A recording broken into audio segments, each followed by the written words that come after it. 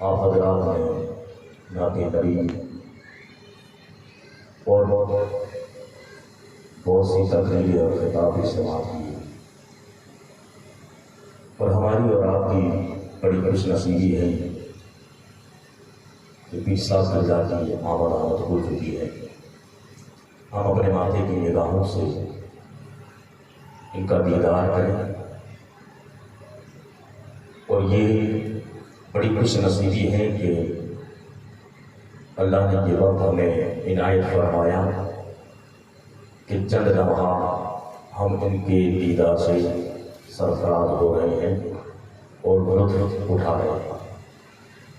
لیکن جتنا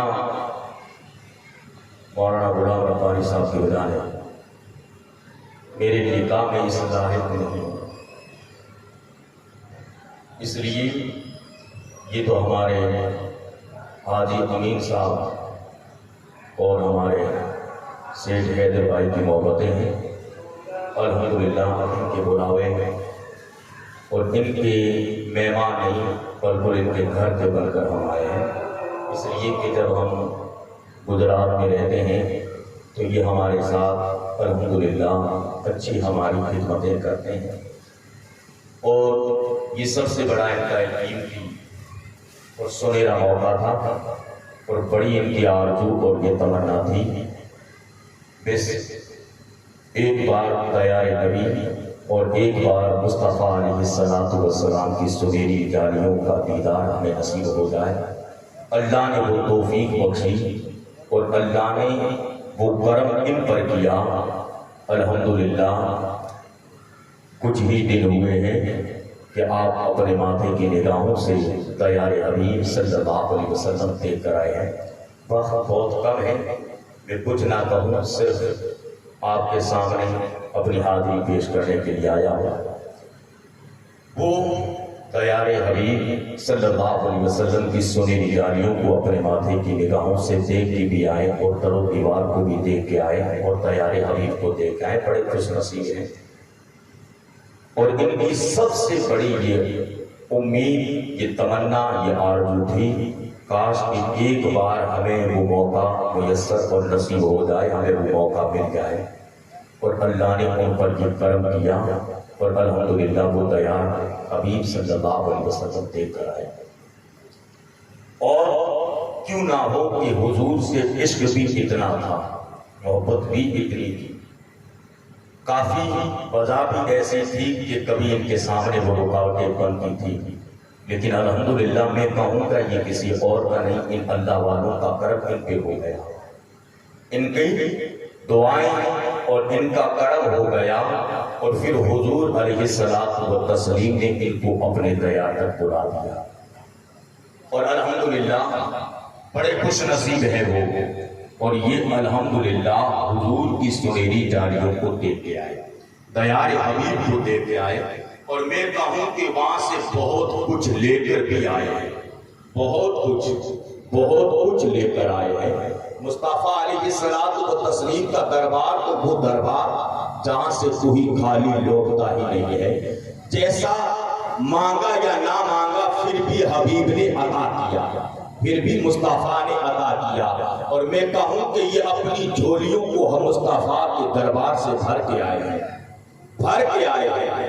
حضور کا دربار تو وہ دربار کہ اپنے تو اپنے بیگانوں کو بھی عطا کرتے ہیں۔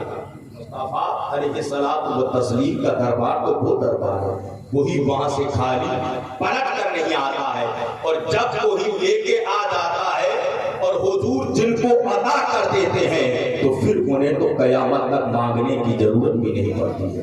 مصطفیٰ علیہ الصلوۃ والتسلیم کا وہ دربار ہے، حضور علیہ الصلوۃ والتسلیم کا وہ دیار ہے جہاں سے وہ کوئی خالی لوٹ کے واپس نہیں آتا۔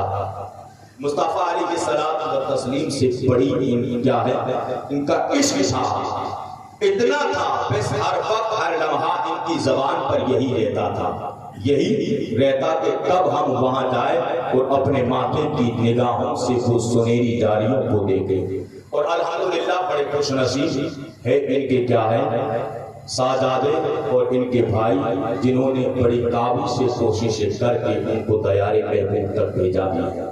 بڑے خوش نصیب دعا وہ ہوتے ہیں کہ اللہ رب العزت ایسے سب کو نیک اور صالح اولاد عطا فرمائے. یہی سب سے بڑی دولت ہے، یہی سب سے بڑی.